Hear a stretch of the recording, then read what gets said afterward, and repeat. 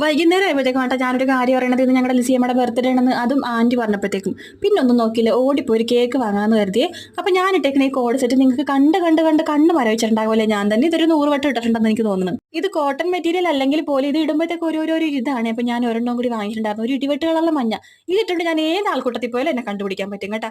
ഇതിന്റെ അരികത്ത് നെക്കിന്റെ അവിടെ നല്ല ലേസും കാര്യങ്ങളൊക്കെ ഉണ്ട് കേട്ടോ. അപ്പൊ ഇതിന്റെ ലിങ്ക് ഞാൻ താഴെ ടാഗ് ചെയ്ത് കൊടുത്തേക്കാം. ഞാൻ എടുത്തത് മീഡിയം സൈസ് ആണ് കേട്ടോ.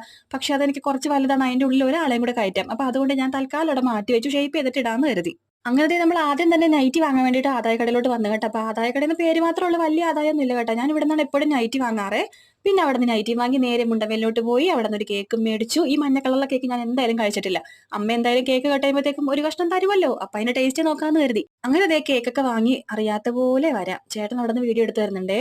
അപ്പൊ നമ്മൾ ഇനി നേരെ ആമിക്കുട്ടിയുടെ ട്യൂഷൻ ക്ലാസ്സിൽ പോയി ആമിനെ വിളിച്ചോണ്ട് ഇനി അമ്മയുടെ അടുത്ത് പോകും കേട്ടോ. അമ്മയ്ക്ക് കേക്കും നൈറ്റിയൊക്കെ കൊടുത്തിട്ട് നമ്മൾ നേരെ വീട്ടിലോട്ട് പോരും. അപ്പൊ അതേ ആമിക്കുട്ടി സുതിയൊക്കെ കൊടുത്തു കേട്ടോ. ഞാൻ സുതി കൊടുക്കാൻ വേണ്ടി മറന്നു പോയേ. ഞങ്ങളുടെ ലിസിയം ഏത് നേരം നോക്കിയാലും ചവച്ചോണ്ടിരിക്കും കേട്ടോ. വേറൊന്നും അല്ല, മുറുക്കാൻ വെറ്റില തിന്നാൻ കിട്ടിയില്ലേലും കുഴപ്പമില്ല, ഇത്തിരി വെറ്റിലയും മുകലും കിട്ടിയാൽ മതി. ഞാൻ പാചകം ചെയ്യണ വീഡിയോ ഒക്കെ കാണിക്കുമ്പോഴത്തേക്ക് നിങ്ങൾ കുറെ പേര് ചോദിക്കാറില്ലേ ഇതൊക്കെ എവിടെ നിന്ന് പഠിച്ചെന്ന്. ഇതൊക്കെ ഈ കൈകളിൽ നിന്നാണ് കേട്ടോ പഠിച്ചത്. അപ്പൊ ഞങ്ങളുടെ ലിസിയമ്മയ്ക്ക് 1000 ജന്മദിനാശംസകൾ നേരുന്നു.